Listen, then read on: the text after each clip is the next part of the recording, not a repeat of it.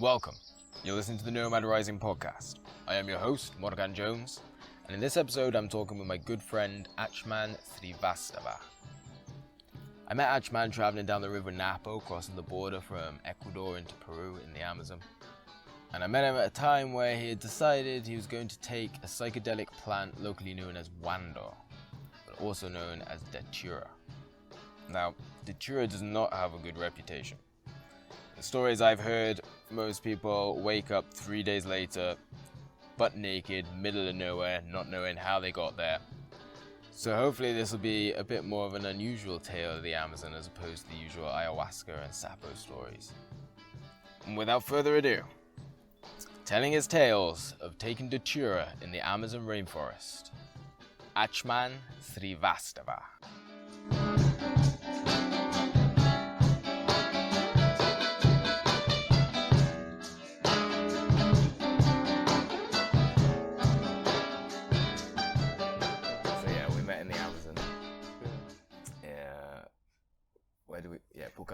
Pantoja. Pantoja. Yeah, it is the first border town of Peru after when we come from the Ecuadorian side. Yeah. And we did all the paperwork there. Yeah. Visa paperwork, yeah. Stamp and passport. And I saw you at that, what can be called as a guest house or a hotel, a hostel, I don't know, like just makeshift wooden structure. But we all had like rooms and you had a hammock. And at that point we were just like, didn't have an agenda, either of us. Yeah, we're eventually traveling to Iquitos. Yeah, and you remember that Venezuelan guy with the slit throat? Oh, yeah, yeah. Such an experience. Yeah. Like, oh man. Yeah. I'd crossed the border with Spanish guy, Spanish old guy who was he seemed like a cool hippie to start with, and then I've never met anyone who has wound me up as much as that guy. Yeah. It's pretty funny. I had a few moments with him, but yeah, I picked it up. He was just quite unhappy and frustrated with everything around. Yeah. And the way he saw it was the problem was with everybody else and everything else. Like, dude, it's your world. Yeah, like everyone is having a problem in your world. How about like you just reflect a little bit? Oh man. Yeah. We met up and we chilled in the hostel, didn't we? And then that night I was drinking with the guy who'd like taken me over across the border on his boat. He invited me outside his house and we're drinking. And I saw you passing by. You came for like a beer maybe. Yeah. Yeah. And then he brought out the Canya, the really strong. That you drank too much and that was too much, I remember for you. Oh yeah. It's like a moonshine, I think. It's like their equivalent, is it? He's like, he brought out the small. What's it made of? Sugarcane, kind of. Yeah, you came over. I can remember you chilling. I can remember you leaving, and then it just goes black after that. Wow. And then I just woke up on the boat because they parked the boat in the docks, didn't they? And you could just stay there. Because you were with those guys, the boat guys. They were the boat guys, like the ones who run the boat and everything. They were the ones. They were just locals, so they were just taking their canoe across from the other town, but I was sleeping on the big boat. Nice. Yeah, and then the next day got up, mega hangover, not knowing what's going on, walking through the village, and you called out to me from the hostel. This I don't remember, but I do remember. Yeah, then we went off to the football field. This I remember. Yeah, and that's when you started to roll a joint of weed, and you offered me, and I was like, "No, man, I'm not smoking weed today because tonight I'm going to do Datura." That's how I told you. Yeah. I was like, I'm clean today because tonight I'm going for the home run. Yeah. And I'm like, you're gonna do Datura? Yeah. Okay. Yeah. I mean, I had researched about it on the internet. Like, yesterday we were briefly speaking about it. Like, and I kind of knew what I was getting into, but at the same time I was not too keen on it. but traveling all through Ecuadorian Amazon, I heard so much about it from so many people. I mean, if I just have to count of all the towns that I stopped and, so to say, experimental shamans or curandero. I would call them experimental because no, I'll smoke the. Can you pass me the weed, the box here? All this, I would call them experimental because they didn't quite themselves have some sort of a setting in which they do these extremely strong psychedelics. It's just literally all experimental in Ecuadorian Amazon, as opposed to the Peruvian one, where they've really fine-tuned the process of ayahuasca to the point where, you know, it's just they know what to mix with, they know their Icaros, and not all of them, but like a significant portion of population who does this.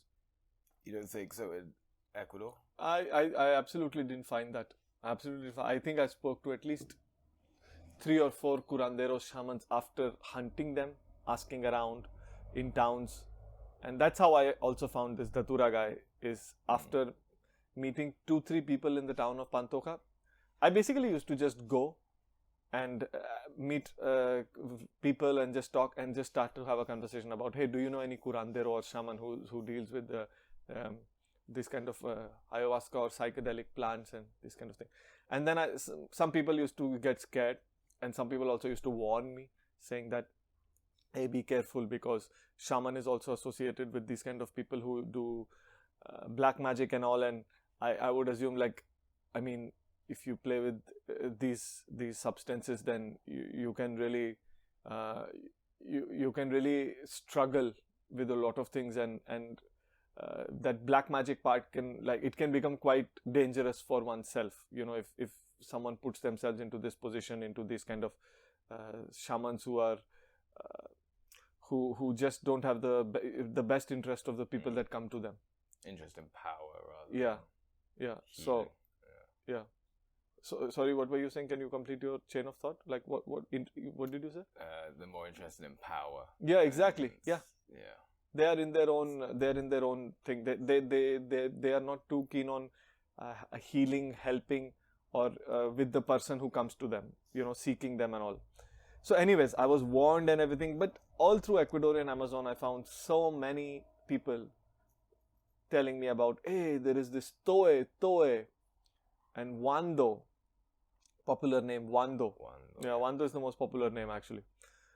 And I just found a guy actually in another town in Ecuadorian Amazon, and I stayed in that town for 2-3 days with a family, and I paid them a little bit of money, and then there was this town shaman.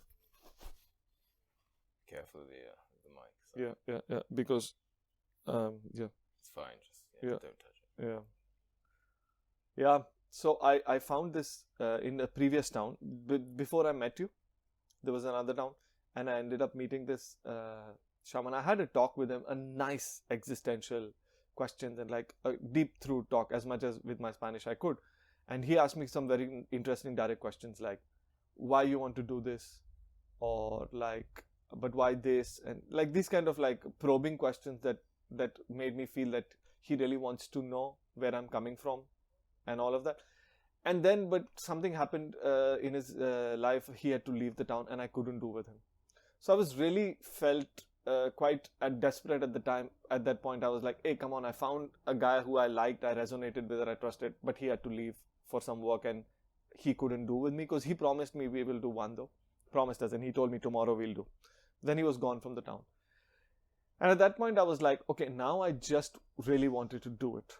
Because I came so close to it. Mentally, I prepared myself because again, I read online, and on this website, like the Third Wave, this website that I really like, that gives all the details of different psychedelics, and also some other blogs that I read.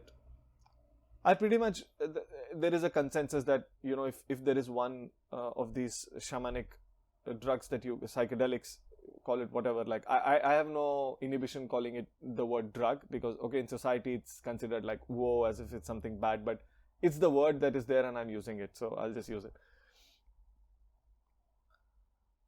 So I had read, and everybody discouraged, kind of, let's just put it, not encouraged.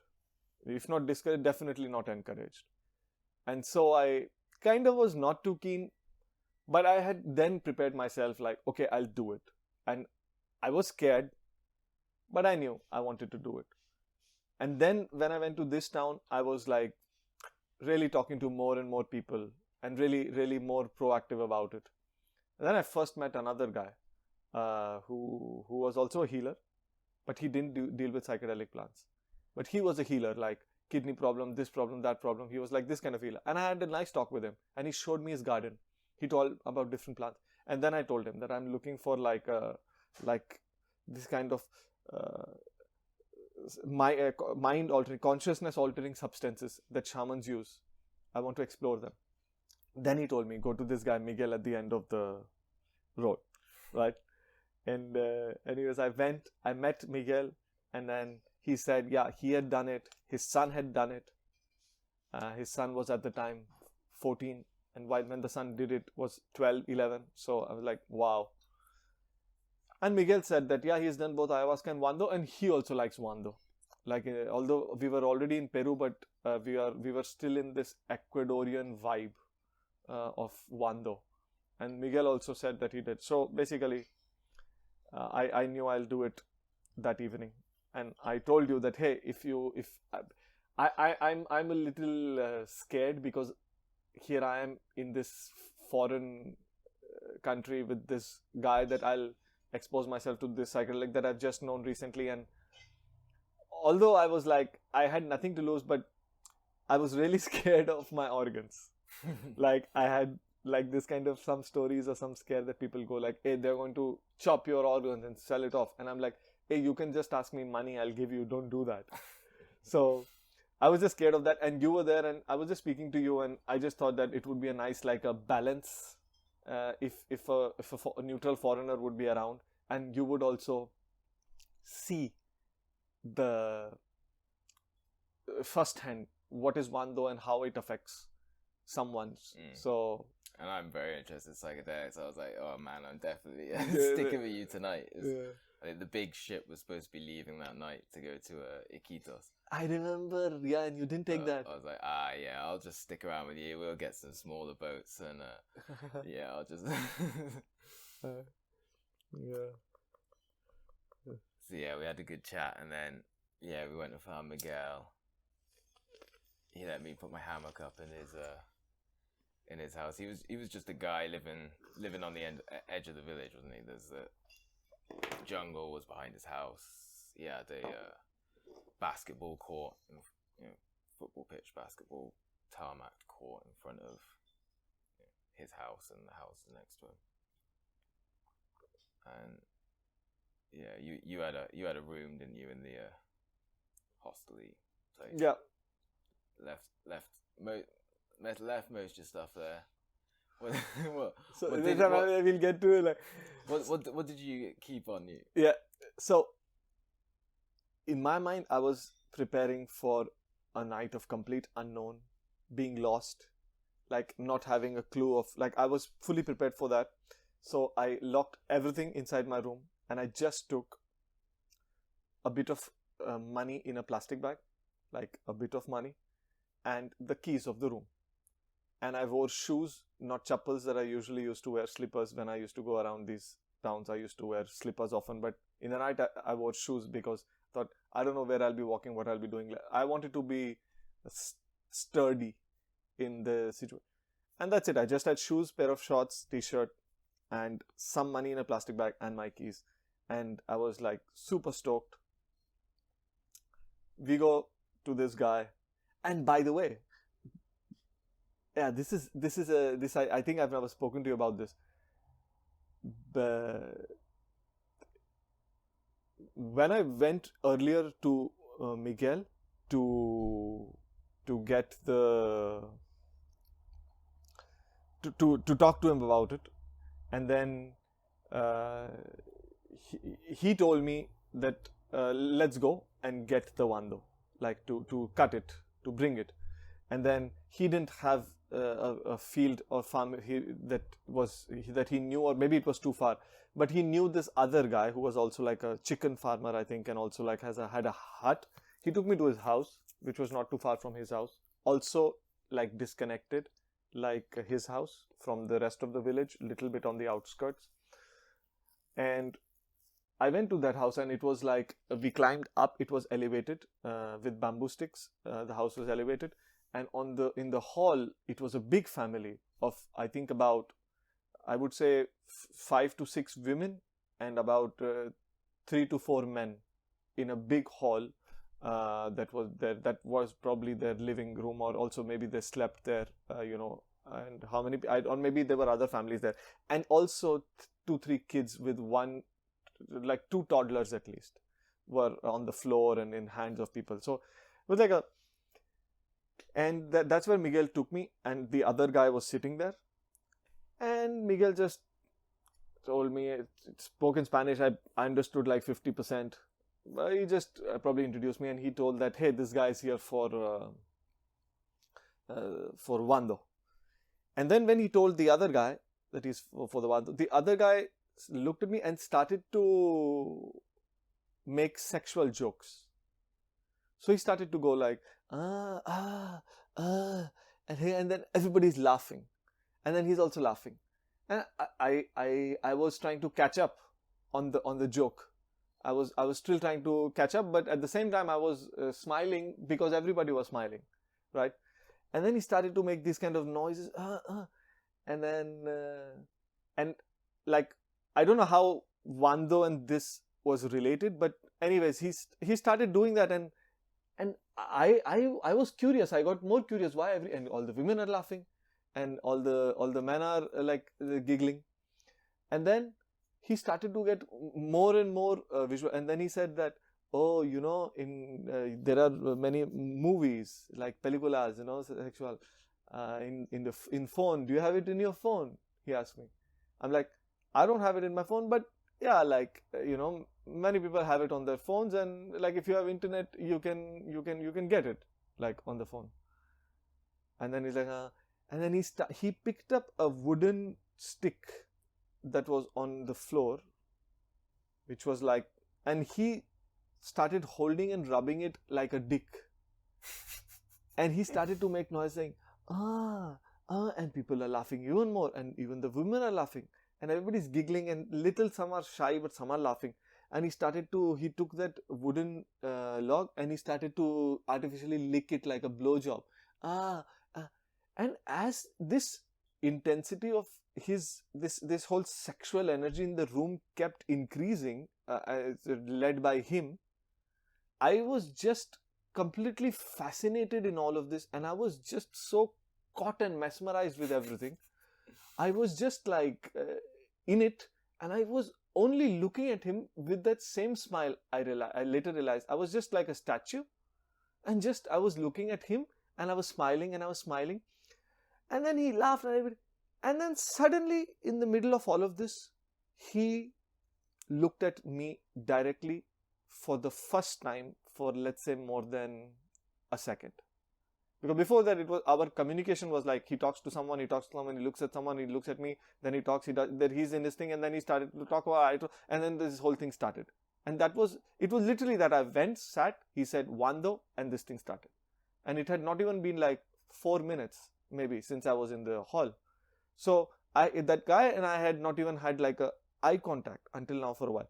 And at that point, licking the dick and making all these sounds, he just looked at me. And when he looked at me, he became like a statue, like me also. And because he became like a statue, I realized that I was so still. Because seeing his stillness, I also became aware, oh my God, I was just like I mean, in now we cannot see my face, but it's just basically like a smiling statue. I was just like so amazed, what's going on? And then he just looked at me, and he had that moment, and I think it lasted probably a few seconds. And then he just got completely silent. He looked down, and then he's like, okay, let's go. And he got up. I said, hello, hello, bye. We are like 5 minutes into that hall, and all of this happened. And then he got up and he started to lead the way out of the house. And then Miguel went, and then I also followed them. And then basically we walked, and because the plant was on the other side and they needed a boat to get there, and the other side was also his, part of it was his land, because all these villagers have their own farmlands nearby. They have to just go take a boat and they have their own nice farmland where they farm. So it was his farmland, but you needed a boat, so it was his boat, and we took a small boat across, and then he found the way, and then he showed me those devil's trumpet, they are called, the flowers, the typical wando flowers, big, hanging down, different colors, pink, the white most common one in Ecuadorian enamel. And it was white. Like a bell. Yeah, like a big bell, like, and he chopped, and he just took maybe like a foot big stem, and he chopped that also into half and made it into half foot, two of them, so that it's easy to carry, and then he just carried it with him, those chopped ones, and we went back on the boat. And in this meantime, that same guy, when we were on the boat, I was like, he was not around, and I asked, where is he? Then Miguel said, oh, he's shitting, and he joked. And then I looked, and actually the guy was like pants down in the, just behind like a bush, but it was, I could see him from the boat. So he just went just there somewhere, and he was like shitting. I saw him, his back, and like okay, we waited, and then he shit, and then he came, and then we took that boat and came on the other side. And then when we climbed, then at that point that man was going in another direction, and I was going with Miguel, because I came with Miguel, because Miguel and him was started to say bye and leave. And at that point I just asked Miguel that, hey, can I pay him something, because I realized that there was a big part of this that he was involved in. When Miguel said, yeah, he asked him, and then he said very, like, I think it was, man, like very less money. I don't remember exactly, but it was certainly not more than $5 that was asked, and I paid that guy. And then Miguel left, and this guy also left. And later, of course, I can't help but think about such kind of experience of this kind, especially the sexual noises part, and that this whole interaction of me with this guy, and this guy never looked at me consistently after that. Even in the last moment I was paying him the money, he barely even looked at me, but he said thank you, of course. I said thank you, of course. But he did not communicate with me, and communicate is, I mean, see, just even eye contact is a communication. Of course, then there is the verbal communication, but eye contact itself is also a form of communication, how it is happening. And that was completely different with this guy, and then he didn't even look at me, and then he just left. So anyways, that was gone. And what I'm thinking is that, you know, a lot of people take off their clothes after Datura. It is a thing like that cartoon once you sent me, that guy who took the yeah, like they show it, and also in the internet, on also the blogs and all, they mention that many people have taken off their clothes, and many have been off for a week. Yeah, and they just come to butt naked, middle of nowhere. Don't know what's happened. Exactly. So weird enough. So maybe, you know, he must have either seen some people struggle like this, and he was joking, or probably there is this kind of some sexual activity that they do, or he has seen some foreigners groups, maybe like groups of some general psychonauts or friends, or even cult, or God knows what kind of related to sex and wando. Maybe there is something that was there, and he was just either joking with me about it, or some testing me in some way, like to seeing who am I, or like what am I about, and I don't know, just this is very difficult to speculate what he might be thinking, because we can be completely off here, right? Totally off. So I have nothing to say, but there is this weirdness to it. Anyways, and then But you can see things in people's eyes, can't you? Yeah. I'm sure he looked in your eyes and was like, okay, maybe this guy's a bit more serious. Yeah, I think so too. This is the most rational explanation Maybe is that he just couldn't handle that, yeah, especially in a gringo. yeah, or something. Or I think he maybe just felt guilty after seeing that I'm not interested or something, and he felt like, oh God, what all I've done, you know, or like I don't know, but or it must be that he was just seeing, yeah, what am I about? I mean, you know, also it could be that he had some sexual experience with Wando, and then he's just like, he looked at me and he was joking about and remembering his experience about something, you know. God only knows that this whole thing was about him only, and I was just a passerby, you know. So that's, anyways, and then then we met up later on. Yeah, went down to Miguel's. Yeah, went down to Miguel's, and like the way Miguel did it is that he took that stem and he first chopped off the stem from the edges to take out the center core. Oh, didn't he? No, didn't he? He chopped it in half. And then he scooped out like the pith on the inside. Yeah, exactly. He scooped out, inside, And then he put that in a bowl, and then he had this like pile of pith. Yeah. And he had a shot glass. Yeah. And he took it in a hand in his fist, and he just squeezed it, so all the green juice came out into the shot glass. Yeah. And I think normally he was saying we do a full shot glass. Yeah. Like him and his family, like there was like his mother was there, his son was there, who, like you said, had done it first at the age of 12. Yeah. Like all his family had done it. But you looked into his son's eyes and he was not like there was a sparkle in there. True. You could be like, this kid has a chance to do whatever he wants. Yeah, this kid is there. He's not lost here. It did not damage him. No. Absolutely. In fact, he was so caring and empathetic to me when saying, I've done it. He was coming across as someone who's saying with what he sees as true. Not like just socializing, or hey, he's a foreigner, let's talk, or God knows what. He was really talking about Wando when he looked at me and it's like, no man, I've done it, it's totally fine. Like that. He was totally there. He was caring about me. I mean, well, ayahuasca is a bit better, I'd say, but man, it's completely different. But with the ayahuasca, even there was one ceremony I went to, there was like 2 little girls who were like 6 and 7. Jeez. The one little girl was a bit too scared, but the 7-year-old, she drank. Oh man. And she was fine after. She did like 2 ceremonies, 2 nights.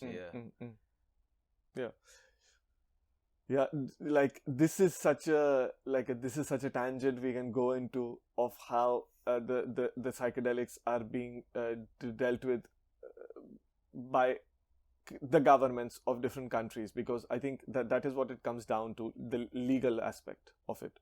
And it is just so full of fear. The response is so full of fear. It's as if like all of them have been painted with a broad brush as the same. That is the first thing. Like also we've, our shamans have died out like in the West thousands of years ago. Yeah.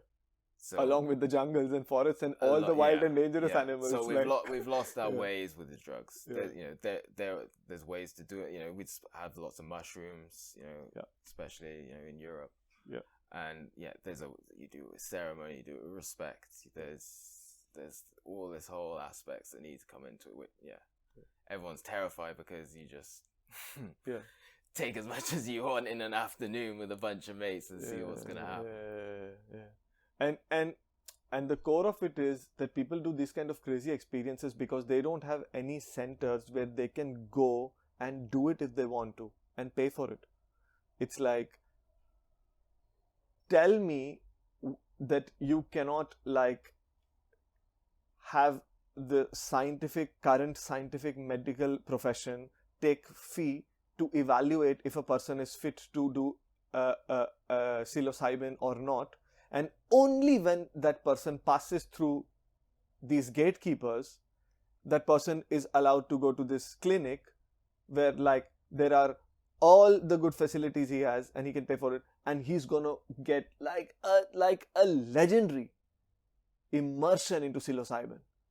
Completely changes life. I think it's starting. It's Right? starting to happen. Yeah, I think so too. I think it is going to be driven Definitely by. happening with ketamine. Okay, I didn't know about this. Some reason ketamine, it seems to be the first kind of, I don't know if you class ketamine as psychedelic, but that sort of I don't know drug about it. as a therapeutic. Yeah, you can go to clinics and stuff. And I think psilocybin is starting to get. Yeah. So, Or DMT. I mean, that's what I'm saying. To put something like, God knows, heroin, right? I've not done it, but of what I know about it, and DMT in the same bucket is like, God knows. It's like, of course, both are mind altering, substance altering chemicals, but boy, it's like you can't compare your favorite meal to eating from the garbage can. Both are food, but hey, if you're both the times you're eating food, but it's just completely two different things. Like, I'm just giving a random example to show how ridiculous it is to compare these two things. Like, put them in the same bucket, for example. Hey, you want food? Here's the garbage can. Go. It's the same. Food is food. But man, one will make me healthy, happy, fulfilled, positive in life if I eat like steak and cherries. And if I eat from the garbage, of course I can eat that rotten thing. It's going to make me sick, feel sad about my life, depressed, and also probably kill me or cause serious body damage to me. So of course both are food. So like that, of course both are psychedelics. And in one you can change people's entire mindset, perspective towards life through giving them access to this. Such transformation it can bring into people. So such a pity, but it is what it is. The response is fear, and also I think it is because I think something about I've just read it a little bit. I don't know much about it, but in the 70s or something, this kind of like LSD, psychedelic revolution, music, Beatles, and this kind of gurus in India, and this merging of all like drugs, spirituality, then this kind of shamanism, and also like modernity in society, as if they're like coming out of something into something new. This kind of scared the governments, and they banned. There was an outright ban, because until then you could even fly with the weed into US. Until it became illegal, like and then then there was a blanket ban on everything. And in New York there are these speakeasy bars which were basically alcohol banned. That's why they're called speakeasy, because alcohol was also banned. And what it was when they realized that they first were scared, and then it took some time to now what I consider is the worst drug, is the most prolific drug in the society, is actually the worst you can give to a person in their life. A mind altering, of all the mind altering options that exist, you basically have taken out the worst. It causes such damage to the body. It's alcohol. so dust on the stomach, and this how a person behaves, so much violence. It's not always, of course, there is pubs and stuff, but that doesn't mean that the other side is not there. I mean, have you heard of the studies done by a guy called Professor Nutt? No, was that? So Professor Nutt, he used to work for the British government, and he was, I don't know when this was, early-ish 2000s, I think. Yeah. And so he worked for doing experiments with drugs and things and testing things. And he did two surveys. One of them was on a list of drugs, like the worst for you physically. And then the second one was a list of drugs, like in order, like worst socially. In the physical one, obviously you had things like crack and heroin as number one. Weed alcohol comes something like 12th, 15th, something like that. Weed was like way down at the bottom. Then for social, number one was alcohol. Past heroin, meth, all that sort of stuff. Alcohol was the worst socially destructive drug. I thought the And- best you meant. Okay, No, the no, first as in the the worst most first. Yeah, I damaging, know. the Yeah, most true. damaging. No, yeah, And so crazy. Yeah. Ah. And so so he gives these results to the government. Government is obviously like, well, there's nothing we're going to do about this. So guess what they did? Mm. Fired him. Uh, And there we go. That's the end of that, isn't it? Man, there are so many stories like this Crazy. with regard to psychedelics. There's so many stories like this with regard to psychedelics. Anyways, like, I'm from India, man, right? In India, although marijuana is class 1 scheduled drug, which means it gets you the same treatment as cocaine, basically possession and everything. I could be wrong on the details, but I think I'm right on this, that it is class 1 schedule. And but on this day of Holi, there is the festival of colors. Everybody has seen photos of India. In that, there is this drink that they drink, bhang. I've drank it. What an experience! It's basically marijuana only, but boy, you don't get this kind of trip when you smoke. Like when you like an edible. Yeah, like an edible. Exactly. That's it. Yeah, it's an edible, but it's a traditional edible. It's difficult to date these kind of things, but I would say hundreds, if not 1,000 or more years tradition of, not probably with Holi, but on other occasions. But now it has culturally become most popular on this day, Holi. But I'm sure that in different regions or different times, there must be different occasions in which it would have been done. But so now it's Holi, and it is sold pretty much everywhere in the country. Like every town, you can get bhang. Like at usually the sweet shop. So the sweet shops are and because it's a marijuana milkshake with fruits, dry fruits, nuts, like deep sweet, because it enhances the high of the edible sweet. And this also has my direct experience. Like after I took the sweet, boy, I did it with my childhood friend and 5-6 other friends, but me and my childhood friend have that kind of like a common memory of doing that high at the young age. It was quite a thing for us. And anyways, but so on that day it's taboo. Yeah, the word taboo would mean that like hush hush, right? It's like, but hey, it's there. You everybody knows it. It's like an open secret, you know.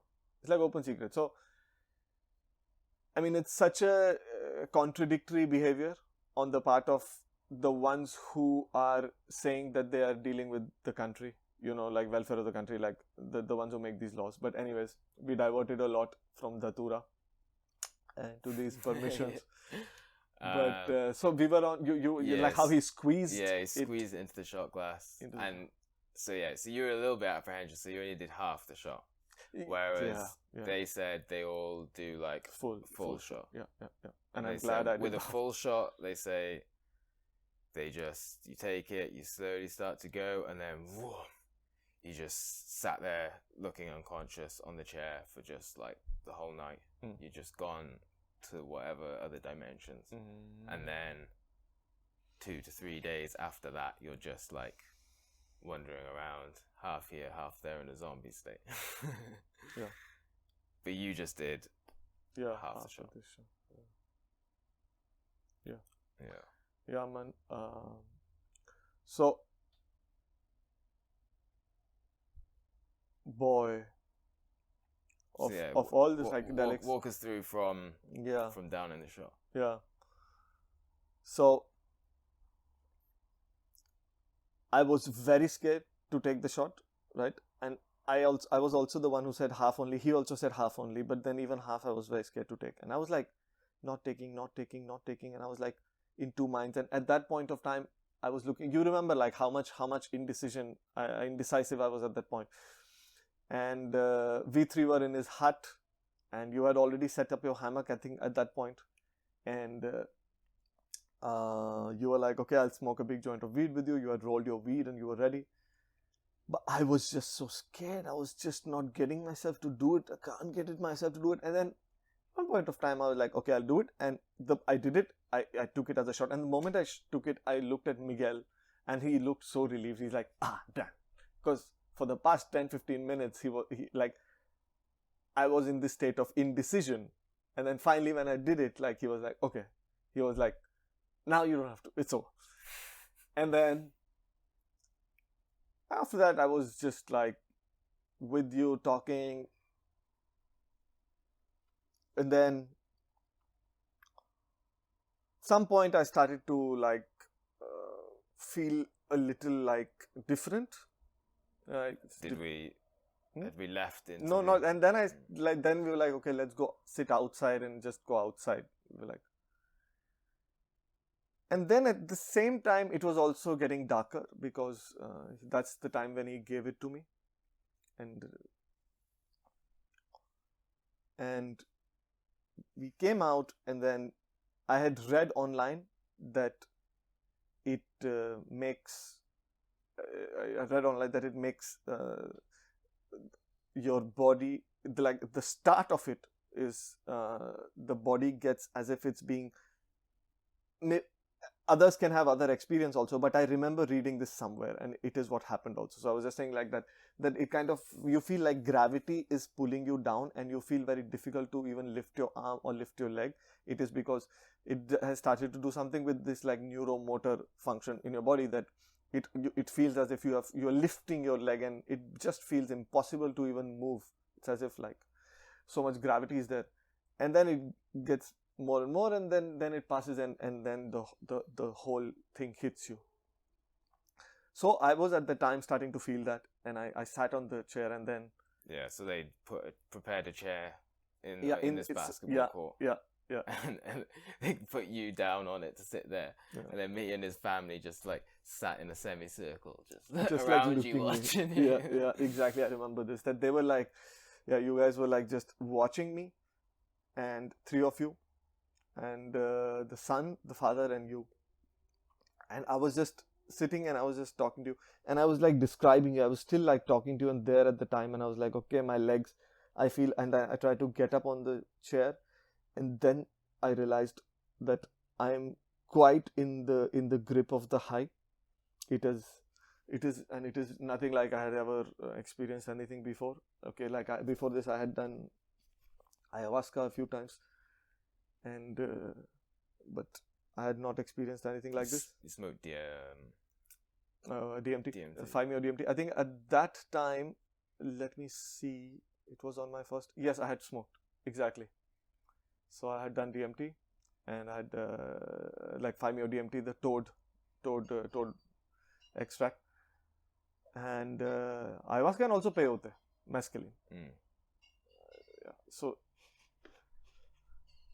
and this was like I knew I'm in it, but till that point I was like quote unquote on top of it, like it was almost as if, hey, I'm fully aware of myself, and this is what is happening to me. Like I was able to have my center, so to say, at that point. And it was, I started to walk, and that is when I started, it really started to come up. And it has happened to me with psilocybin when I did it. It has, of course, it didn't happen to me with mescaline though, but it could have, I think. And it definitely happens with ayahuasca sometimes, on some sessions. There's like a fear, a paranoia comes to me. Is that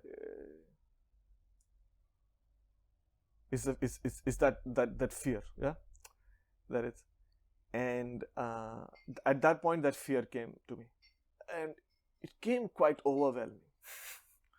And I remember this walk with you, and I remember this walk with you because, you know, the things I did with you, at some point of time we later spoke about it, so they have been etched stronger in my memory, because really after that was quite what's real, what's like, it's quite a mixture of imagination, so to say, direct perceiving of something. Yeah. And you only have your experience. Yeah, it's like, so until that point I was walking with you, and I was seeing like some things down, and I was trying to, and I had lost the sense of depth. So I would like, I was already someone like, I might feel that I'll be able to grab the mountain, but I will be able to feel that there is something to grab on the ground, but it's as if I'm trying to grab it and my hand is just going into an abyss but not reaching it.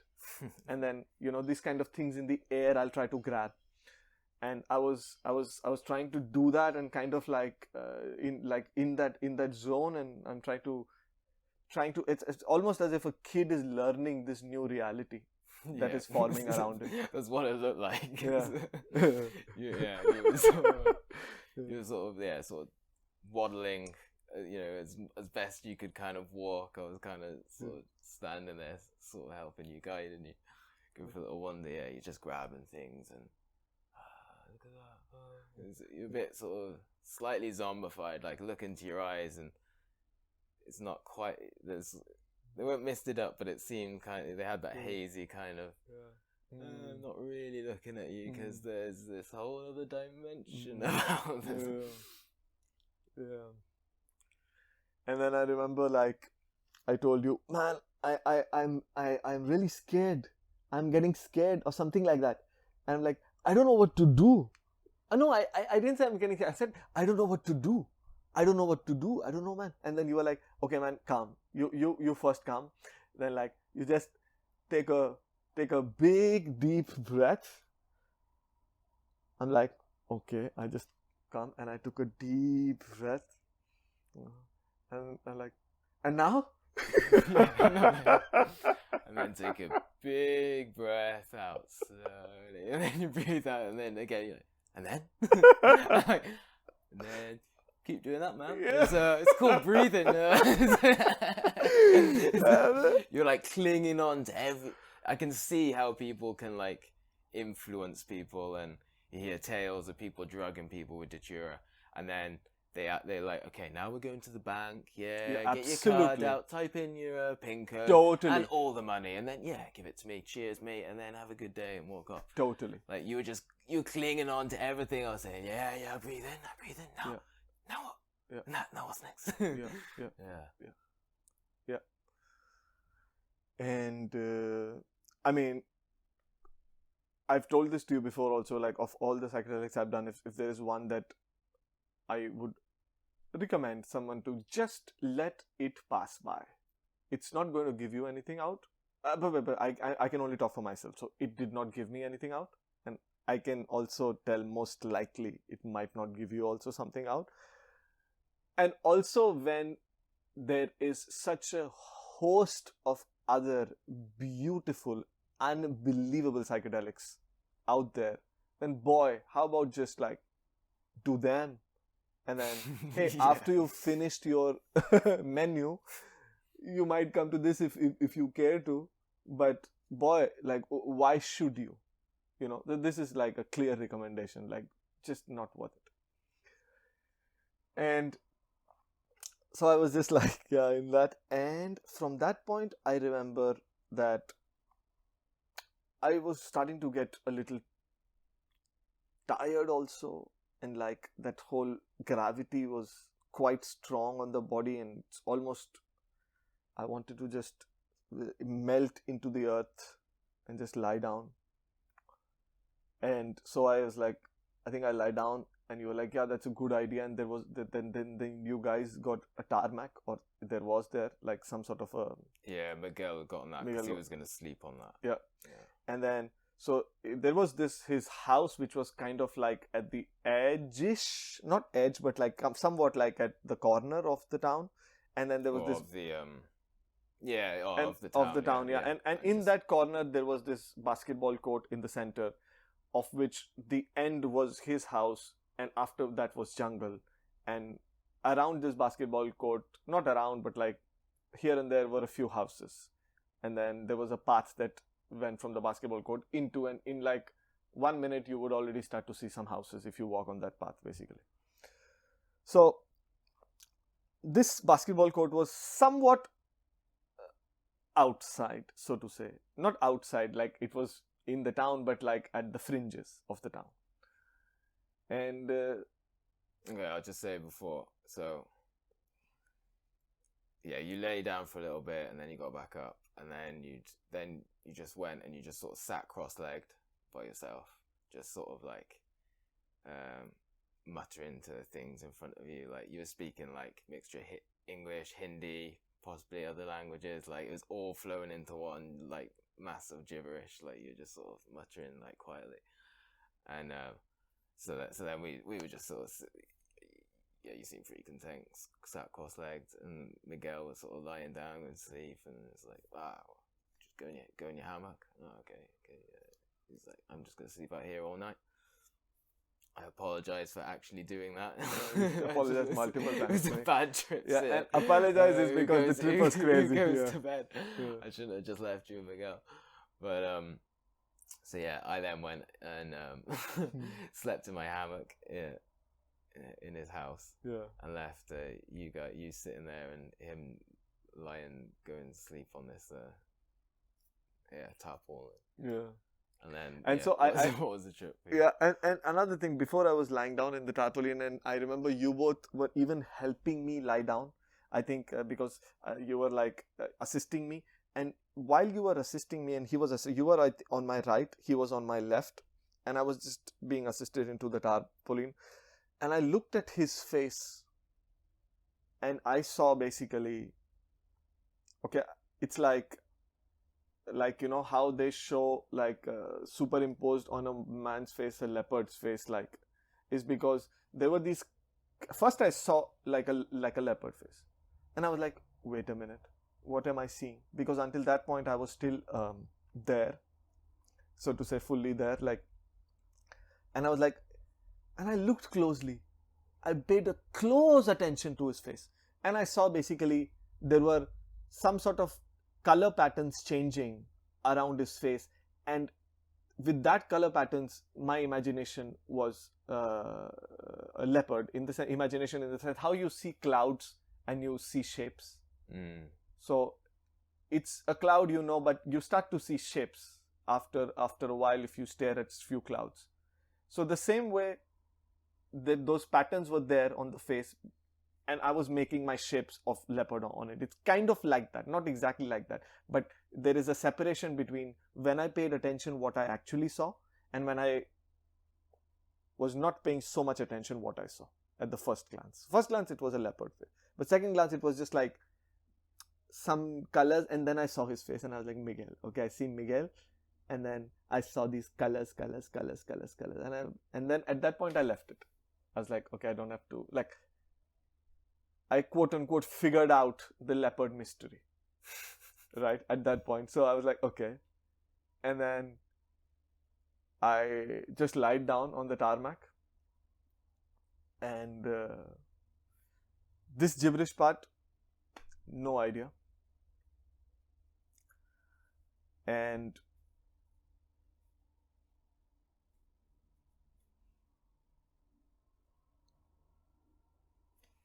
I suddenly wake up in the night on that same tarmac. No, I don't know actually. This is a question now. I don't know it was the same or a different point. And I remember quickly standing up. Quickly stood up in shock. What am I doing alone here like this? And then I went,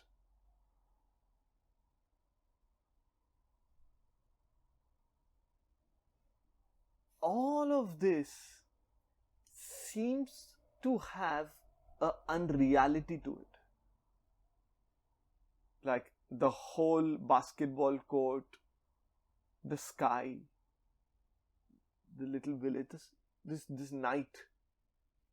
The whole thing had a sense of as if it's a dream.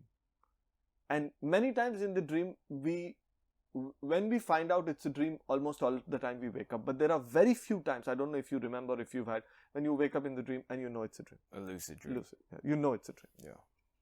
So I've had it a few times, and I just felt it is that. It is that. And I was like, why? Why it is that? It is because it has some unreality to it. It has this some dreamlike existence was there.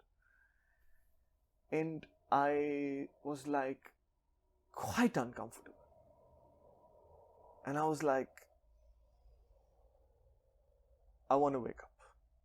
I don't want to dream this. And I remember these are the first things I did. I just,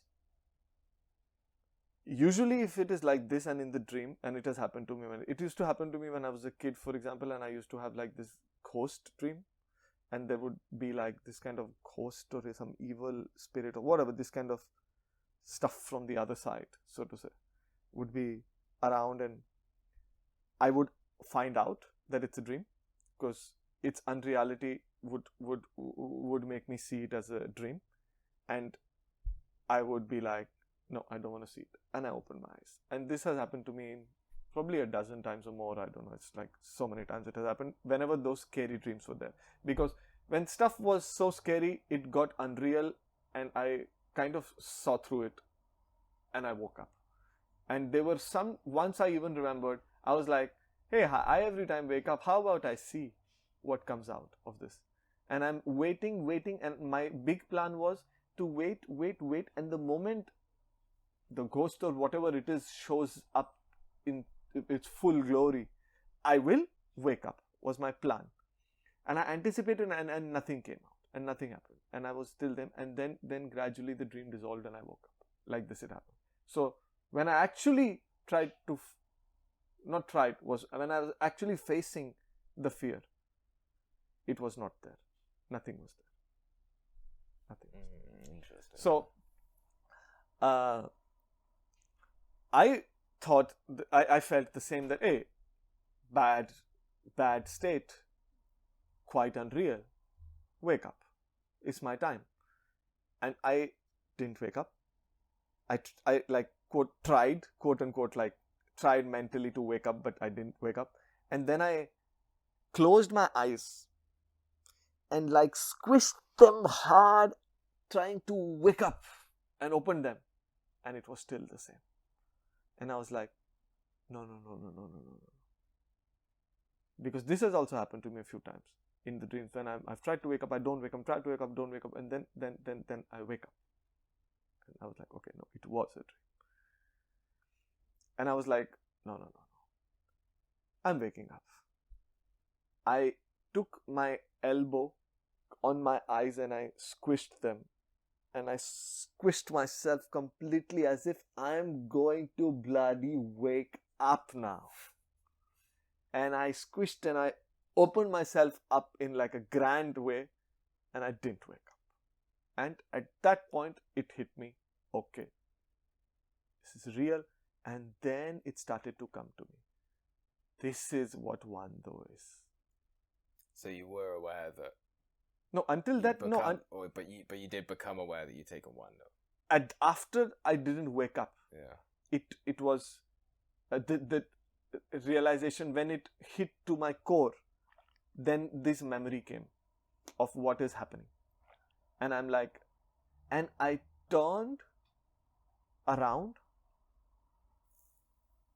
I looked at the stars, and there was one big star bouncing on top of other stars.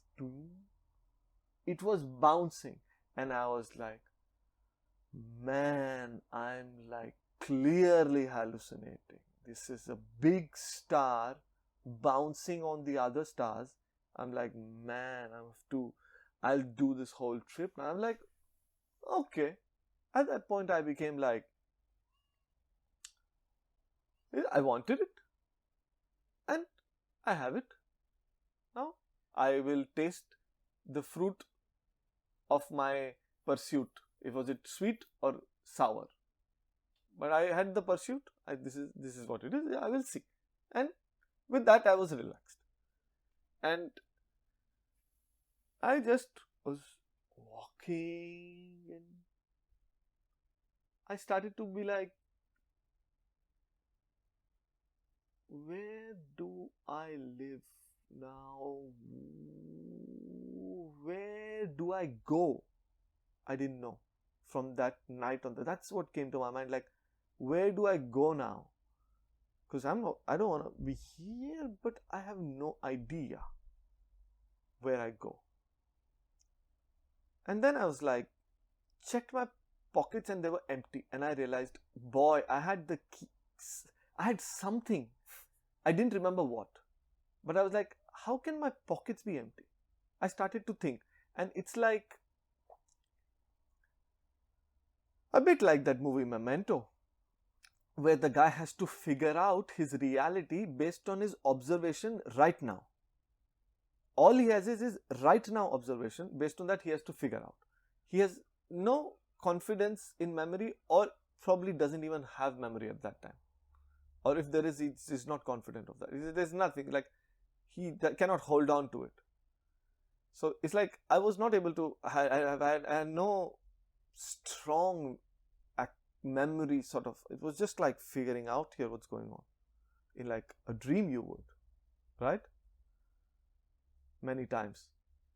So I started to figure out, and then I realized that I was with you and Miguel, and I was like, both of you maybe have cheated me.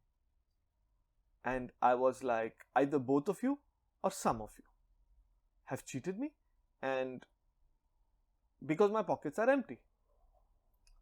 So I didn't know what I had in my pocket, but I knew how are they empty. This was my concern. And I don't know where to go, and my pockets are empty. And I thought to go back to the house, but I looked around, and you know what happened to me with Leopard and Miguel's face? This was that on steroids, basically. Like, it was basically like, I could see anything. I could see anything at that point. And I could impose my imagination on it and make something out of it. What I observed, like how we make shapes out of a cloud. And start to see people, things happening, events. And that's what happened. It's like I started to feel that, okay, good thing is I'm fine. And I was like, probably all my luggage and everything is gone, and I just have myself now. And I was like, okay, at that point I realized I've lost everything, but I was feeling fine about myself. I was like, hey, I feel fine, and like, as in, okay, not fine, but I was like, I'm thinking all of this. Like, that part was obviously fine, that I'm fine. And then I was like, walking around the basketball court, and it all appeared like as if there is a whole Amazon jungle around the basketball court, because in the night those bushes and little bit of light was creating.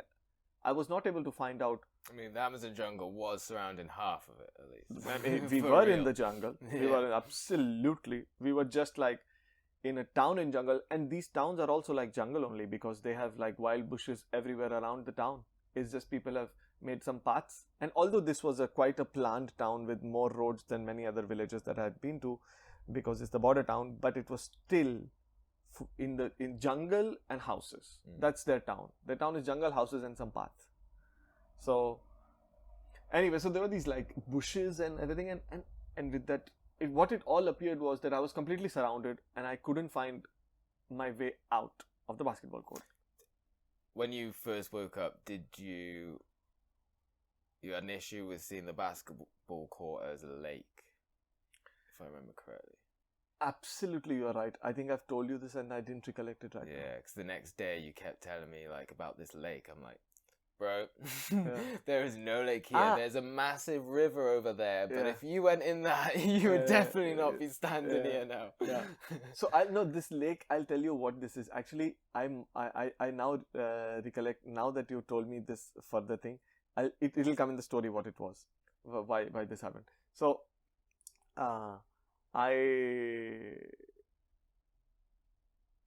at that point was like trying to figure out my way out of the basketball court, because that became the project. And I was like, and at that point, the moment I realized that I've been stolen and everything is gone and you guys have done it, I kind of got a little scared. And then I started to shout, Ayuda, Ayuda, help, help, in the basketball court. And I was shouting thinking someone will hear. No, nobody. I don't think your voice was working properly. I think. Yeah, that's your absolutely. In your head, you're screaming. Because when you were trying to speak as well, at the very beginning, it was all very, mumbled and very hush hush and quiet. Yeah, exactly. Didn't quite get. Yeah, I think so too. I think I was shouting in my mind, but in my mouth I was probably just going Ayuda, Ayuda, Ayuda, Ayuda, or something like that. Or who knows? This is the most logical explanation of what might have happened. Right. I didn't wake up. Anymore. Exactly, and you were not that far away. You were probably 30 meters, half a basketball court away. Yeah, well, yeah. Because it was just at the end of the basketball court. Was just the house. So, but I couldn't see the house. It was all bushes, and even if there was a house, I was so disillusioned that I didn't see a path or a house. I didn't see a. Anyways, sorry? The middle of the night as well, pitch black. Yeah, exactly. And I had the moonlight, and the vision changes, and of course the imagination. And then I'm in the grip of Vando at this point. I'm in its grip. I have not fully grasped it yet, and I started to shout from my mind. And when no help came, I even saw.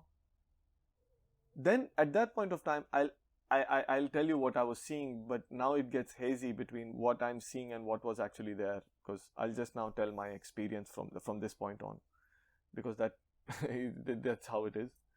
And I saw a few people closing the doors, opening the doors, or I saw some activity enough for me to say that, hey, they are listening to me, but they are not responding. Right? So this was my observation, and this was my conclusion, is that, okay, I shouted, but I saw some people walking around, they didn't respond to me. So,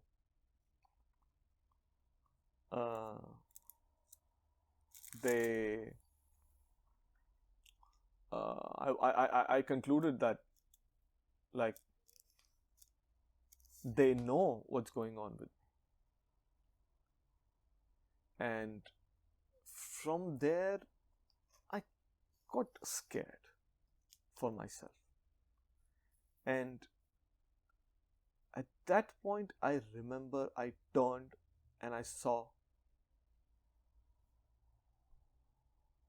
a kid sitting on the metal bar of the basketball ring court, the thing that supports it. Okay, yeah. A kid is sitting on that metal bar. Little up, but he can climb. And I'm like, boy, thank God. I just went to the kid, started telling him, Ayuda, Ayuda. He didn't look at me directly in the eye. He just took his finger and did like, shh. Like, don't shout, don't speak like this, or don't speak basically. And just he did shh. And then he started rocking in a very eerie way.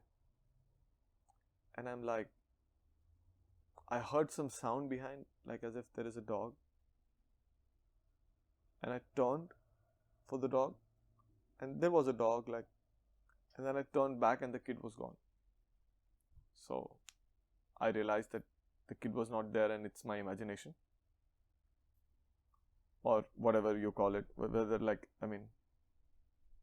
from here on we don't know what it was, but I can just say that the kid was not there, right? And then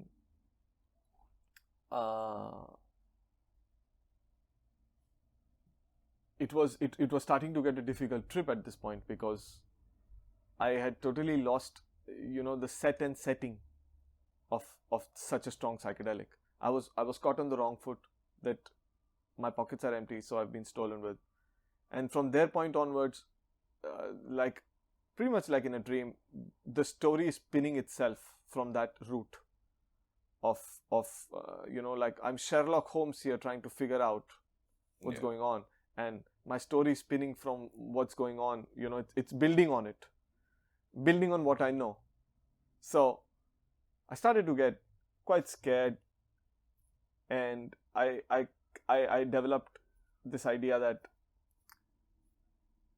this whole village knows what's going on with me, and now they might do even something worse to me. But is there a little weed left for me? Yeah. I think I smoke. I think it's more than what I need. You can take more now. I think I'll just need little because, or let's leave because I think when we leave we'll have something to smoke. Otherwise we'll be completely lost for. And I started to get scared, but I was more like, okay, I have to find my way out of here. And then I looked where Miguel lives, and behind that hill, I saw a house and some sort of a gathering there, and some lights there, and some sort of a people there, up in like a hill, and some sort of like a noise as if they are doing something. And I'm like, hey, if I shout, they don't listen, I've been stolen. I developed the idea that this is some sort of a cult, like some sort of a cult, a psychedelic cult, and I'm like today their victim and I'm going to be the sacrifice. Like the worst conclusion that you can make, probably, right? That, I mean, the two biggest fear of people going into doing psychedelics is I might go crazy, I might die, right? And I think this comes probably close enough that hey, there is this cult and I'm their victim, and like something is gonna happen to me here. Like it's same as dying, but like torturous death, kind of like torturous death basically, which is worse than death. So, how do you describe it? As do they look like indigenous people? No, they look like Westerners. Okay. Yeah, they look like Westerners, and some like are mixed, of course, like like all races. I just say Westerners in the sense that foreigners, but because like most of the foreigners in Amazon were like white Westerners and a few other like. And they were building like a. No, they were just like they had it. What appeared was that this was their house or gathering place, and then they were just gathering. But the fact that they were gathering in that night added to my Sherlock Holmes previous story that they know it all, what's going on with me, and so they definitely don't have my best interest in mind. And if so many people like this are gathering and doing all the, oh man, it's basically I'm the sacrifice. And then I was like, I have to save myself. And I was looking around this basketball court, not finding which direction I exit and where I will exit, and then where will I go. I had no idea. But I knew I had to get out of the basketball court. So basically I went around the court, walked the whole court around almost, trying to find an exit. But I couldn't. My mind in that, what I saw and what appeared was just like bushes, jungle, bushes, jungle, bushes, jungle. And I was like, hey, it's bushes, jungle all around. Where I go? And then I was like, I have to go to the Pantoka city center, and like I have to go away into like cops and like police situation, right? And I was like, I have to get away. And so this is where the lake comes in. Is like the place I found I could exit from there appeared some water, like rainwater collects, but like now it appears rainwater, but then it appeared like a water body, which could be like a lake or river, or a lot of rainwater accumulated, like a pond, rain pond, marshy rain pond. And I was like, boy, how will I go out of it? And it was like, I tried to look very closely, and I was like, at least I'll try to go out from here. I don't know where I'll go. and then there were these rocks I saw and some wood, and I was like, okay, one step here, one step there, one step there, put hand there, and I'm seeing some walls and stones. I don't even know what was. I did something. I grasped a branch, and then I kind of lost my balance and fell where I didn't want to fall. Exactly where I didn't want to fall. And it was water, and my shoes got wet, my socks got wet, and there was water, and it was only like below my knee depth. Only below my knee depth. Were you actually wet the next day? Okay. I don't recollect. This I don't recollect. Because I can't. Yeah, totally possible. Any water. Man, totally possible. Totally possible. Like at this point, man, as I said, I only have my story. Yeah. And so I got wet in the water, and I was like, "Fuck it, now I'm wet." And then I just found my way out. I was like, "Fuck it," and I found my way out, and then I was like, it was like this enchanted path, little light into the woods, and further I saw further woods, and I was like, man, like this I'll get lost here in the woods. At least now I have the basketball court. If I get lost, I might not be able to come back to the basketball court. And that sanity, I think, was a good thing. Check that happened. I came back to the basketball court, and then I found myself completely stuck at the basketball court. And then I saw a dog, tried to interact with the go and touch the dog. Dog was disappeared. Dog was not there. And then I had another kid sitting on the end of the basketball. I went around. He also disappeared. And then I saw some people walking around, trying to come to the basketball court, but not coming and going close away. Some people even kind of looking but not looking at me and knowing that I'm caught in the basketball court. And all of this while I was thinking, I have to also escape from this cult people, but then nobody came to do anything, and it was almost as if like, okay, they will kill me or do some torture, but it's coming in like later, like it's not yet happened, but it might happen. And all that was in the back of the mind already, that I have to escape somewhere. And then, I mean, this whole night lasted, like, of course now I remember only these flashes, but it lasted quite a bit, man. It was a long night, right? It was a long night. A lot of things happened. Of course, there are an immense number of things happened that I don't recollect. This is the whole experience is what God knows what happened. And then I started, like, I came to the point where I realized that I'll see some people, and I was not afraid of it. Like, as in, it was like, okay, if they're gone, they're gone. What do I do now? It's gone. I couldn't do anything. And then I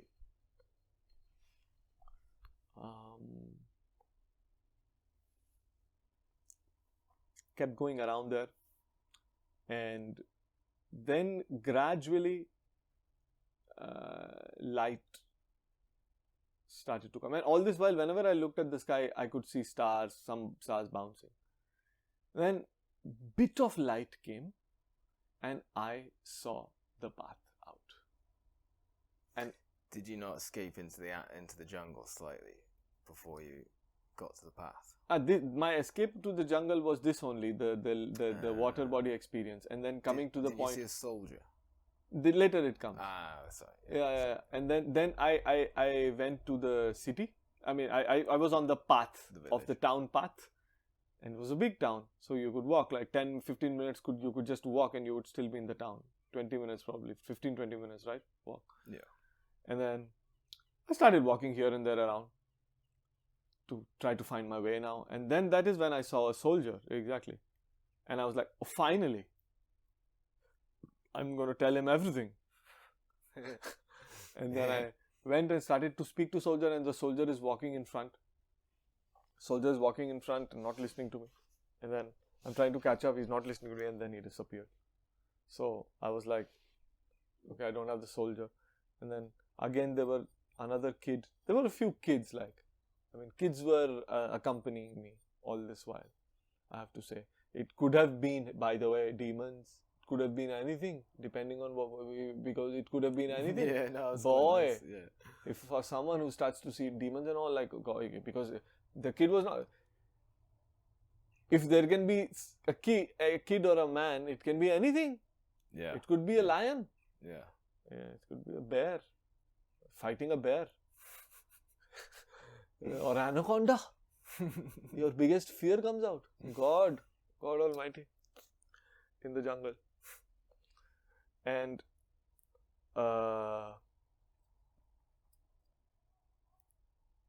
and then I reached this port, the Pantoja port, the mini port, the big ships.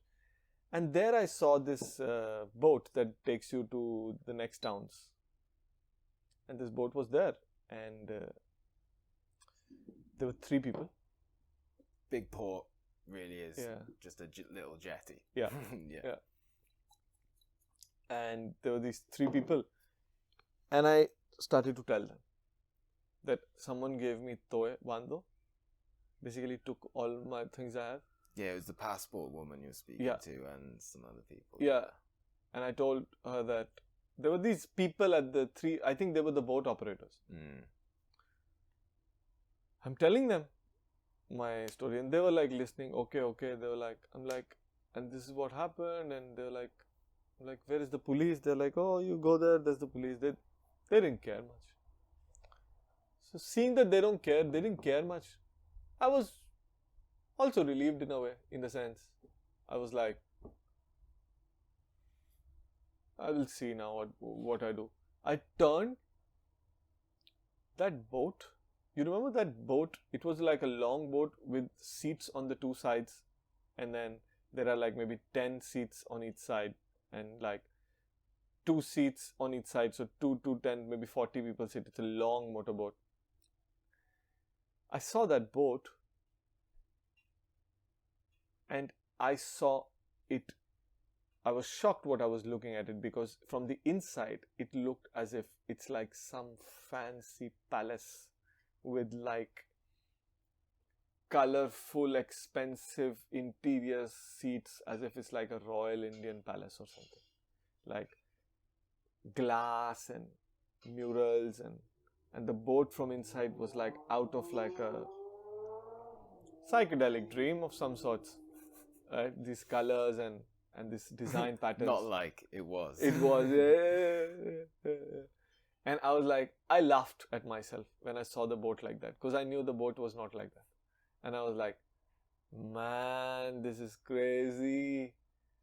And then I was like, I started walking, and the stars, the street lights became like stars. Like I remember that I was confusing some street lights also with stars. I was seeing them as stars also mixed. I was seeing, and I realized that in the morning, because what I saw as a big kind of star at one point was a street light. And at that, and then I started walking, and when I was walking, I ran into you. And when I ran into you,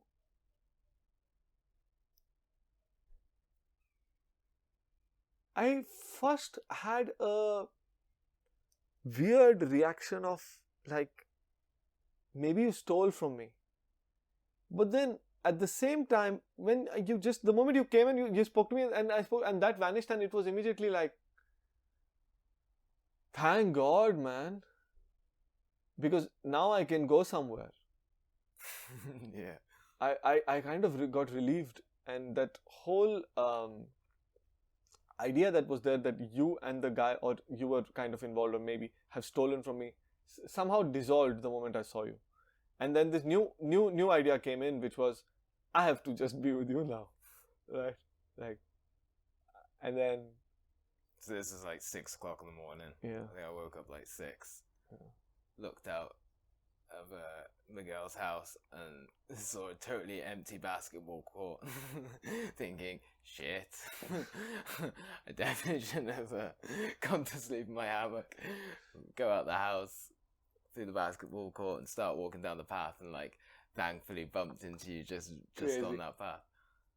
And then I say hi to you, like, thinking, how's he gonna be? You say hi back, and then you start speaking to me just normally, and I'm like, Oh, okay, yeah, he's all right. Like, you know, it was a 3-day trip. I'm thinking here, like, and then I was like, cool. So he starts speaking to me, and then halfway through what you're saying, it's like perfectly good English, and then you just go off into just total utter gibberish, kind of like in the middle of the night. You'd be like, again, speaking like partly English, partly Hindi, whatever else, I don't know, but like, and then you would just like, for the whole rest of that first half of the day, you were perfectly rational, and then your brain just couldn't hold itself together, and then you just boom, be scattered and just kind of go off in gibberish, or you just sort of focus on something and just start like messing with it or something. And I was and then you'd like look at it like in a zombie state. It's the most probably one of the more scary experiences of seeing somebody else on a drug. So okay, yeah. Like you were like proper like going off into like a zombie. I was like, okay, I know that this is supposed to be like a 3-day trip, but like I'm like, but what like zombie as in like I had like I was out. I was in my own world talking and action. Yeah, but action. you were half in this world, half out of that world. So I wasn't totally sure that like I was, well, maybe he's broken. You know? I was like, fuck. I'm like, okay, I'm gonna have to like contact his family and stuff. How do I get this information? And I'm like, I don't know. I was a little bit worried, and like there's people in the town, and like most people had kind of figured out what was going on. And sort of laughing, and like because you'd spoken on the jetty with the woman who stamps the passport, and like the 2 guys who organise boats and stuff, and like I think I briefly like spoke with them, and then what did they say to you? They were just like, people do this, and it's pretty scary. You shouldn't mess with it. But like, we understand that he's obviously in a crazy other state for now. And but then the Venezuelan guy, I started speaking with him, and he found this hilarious. Yeah, it was very funny. And like I was like walking with you, and then you'd like just start like. You just go off and just start messing with somebody, like, I don't know, somebody's engine that they're trying to repair for their boat or something like this, and I'm like, dude, let's keep walking, or the Venezuelan guy was just laughing, like, just leave him, he'll be fine. but we chill for like that until you started to ease into more reality. And then we started looking for your stuff. Yeah, and then anyway, so you met me and you took me first to Miguel's house. And then I remember going with you and sitting there. And till that point, I remember I was looking at a pot that he had. But, like, sometimes on psychedelic, when we observe something, it almost somehow becomes that thing that we observe becomes the only thing in the universe that exists, and I'm almost one with it. Like I'm that thing only. In fact, there is no me. There is just that thing that I'm perceiving. So there was that cup on that table. I remember, and that's how I remember this when we were sitting. It was kind of like a cup, and it had I think 2 fingers or something like. My Norwegian wooden carved cup. Yes, that was there. Yeah. And that cup was there, and I was sitting with you on that, and I got into that cup, and I remember that cup became the only thing in the universe that was there, and I was that cup, and that cup was the only thing that exists. There is nothing else in this universe. In that moment, you see, when I describe it, it just sounds like, what are you talking? Is because describing moments of your psychedelic experience or even your psychedelic experience is to truly try to describe what is indescribable. Words don't describe. It is indescribable. Why is it indescribable? It's because, for example, I tell you boy, there is this berry in the Himalayas, right? You're from UK, Wales. I'm from India. And I tell you that, hey, there is this amazing berry in Himalaya. And you go like, oh, how does it taste?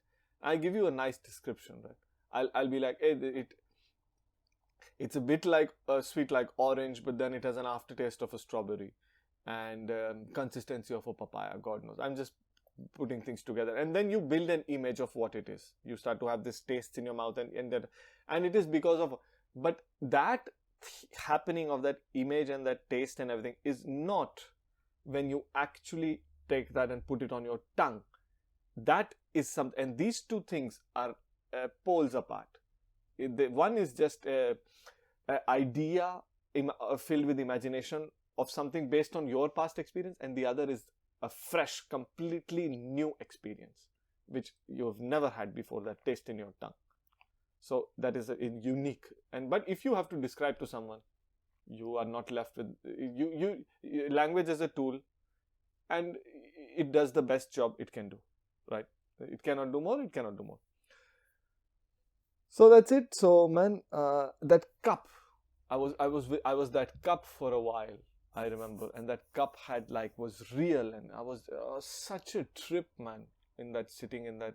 I was gone with that cup, very weird happening, and then back. So I think I had these moments, this is it could be gibberish or talking or doing anything, but I remember this cup because I was totally present there.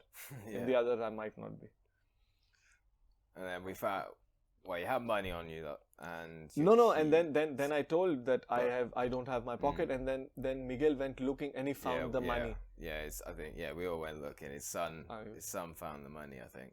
Yeah, but they couldn't find the keys. The keys we didn't find. Yeah, which meant we went looking in your. Yeah, but at that time I didn't even know where is my.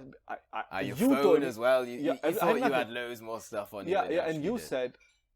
I said, where is my bag? I don't know where's my bag. You said, well, it's in the room. I'm like, in the room? What room? I didn't remember I had a room. And then you said, where's your phone and everything? I'm like, I don't know. He's like, then everything is in the room. I'm like, are you really telling my phone and wallet is in my room? You're like, man, I'm telling you it's there. It's all there. I'm like, then where is my room? I didn't even know I have a room. Then you walked me. And all this while, I was seeing people that were disappearing. And at some point, I have to say, I was losing confidence in myself to distinguish if what I'm interacting with and the person or whatever is there or not. Or it's not there like this. I was losing confidence. And it's because I saw you 3 more times. Two at least. When you were not there. I interacted with you and I looked and you were gone.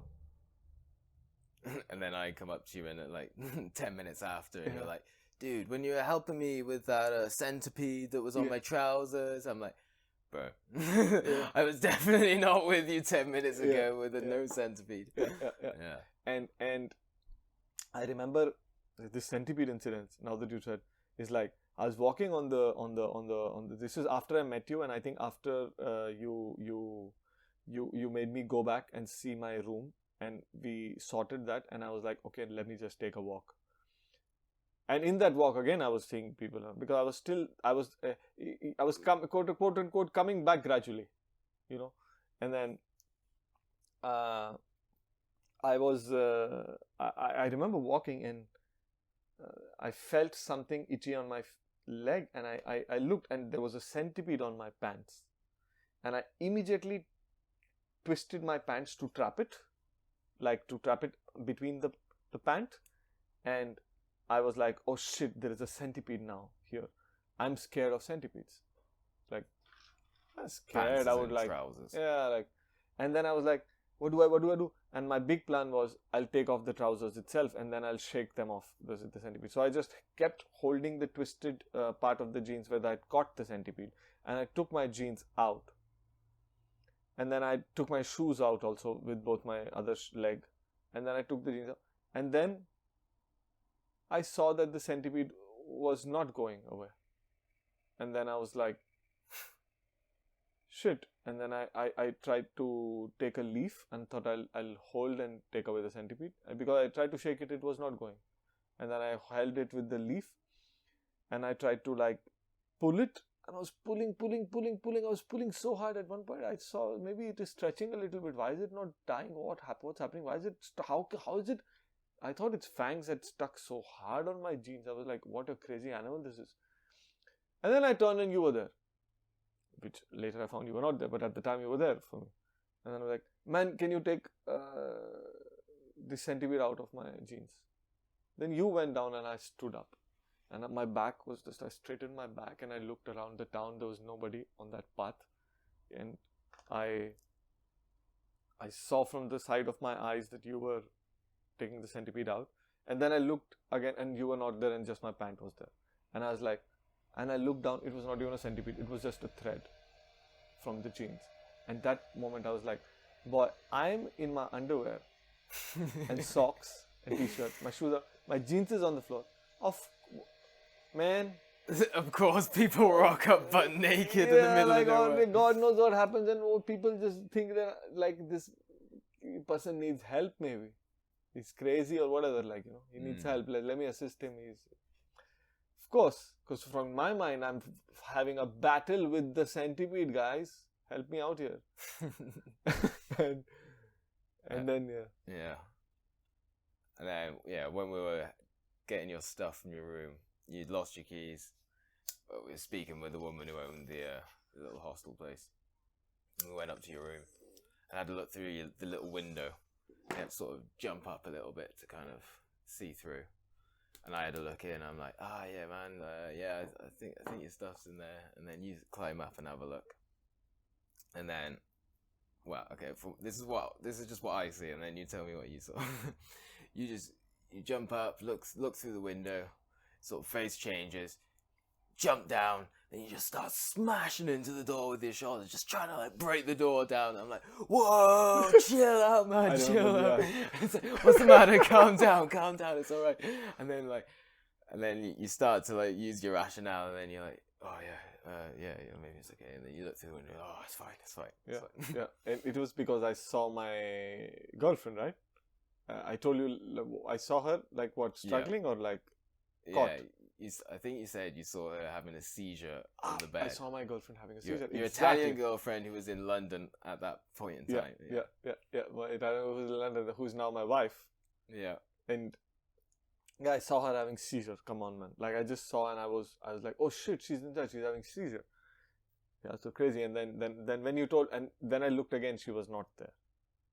And then I was like, okay. And then I jumped through the window as opposed to breaking the door. And, you know, like later when I recollected all of this, I mean, with you and talking, and then I realized that clearly you guys had not stolen stuff from me. So my question was, how did the stuff from my pocket fall out, right? And it became, as I said, there was so much must have happened that I don't remember, you know, because this is the proof of that, is things falling out of my pocket, my original discovery of what it could have been was wrong, and then so I think you were just walking and just no. And well, I'm not sure about it, but as I was one day just kind of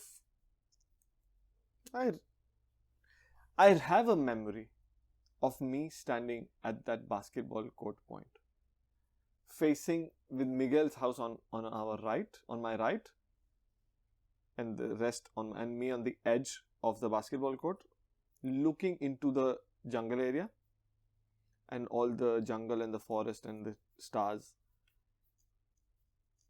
and just feeling so complete. Feeling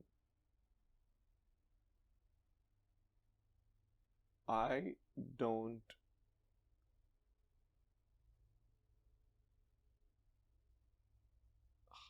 want anything, including like The money in your pocket. no, including including the to be conscious, like die basically. Like so, this whole reality was such a what we say the whole cosmos was just such a blip worth not even my attention. It was not even worth my attention, so to say, and I was just so grand and complete, and I didn't particularly want to die, but I didn't particularly want to live either. Like it was just, I was just there, and it didn't matter if this whole thing was not there. It was like not even a thing, and I was so like feeling fulfilled, and like just in that there I was there, and then I laughed so hard,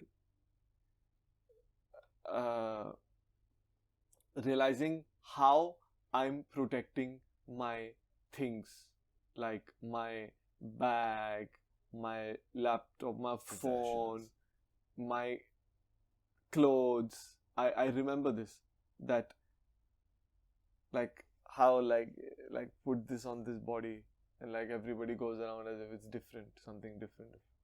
It's like how that's people, probably why people just strip their clothes it's like off I remember this now, is that I just saw it so trivial to put clothes on this animal basically, because it's just like all other animals. This animal is also there, and then like it's just like it's just such a like after wearing clothes, it feels like, oh, this is different, that is different, this is different, but actually, and I just didn't feel the need to have clothes in life. That's what I felt at that moment, and I laughed so hard, and I remember just like taking things from my pocket and throwing like this. But at the same time, it also feels to me that this was a dream at some other time in my life, in a sleep, like yesterday or day after, like one of these days. It seems like that also. So there is this both.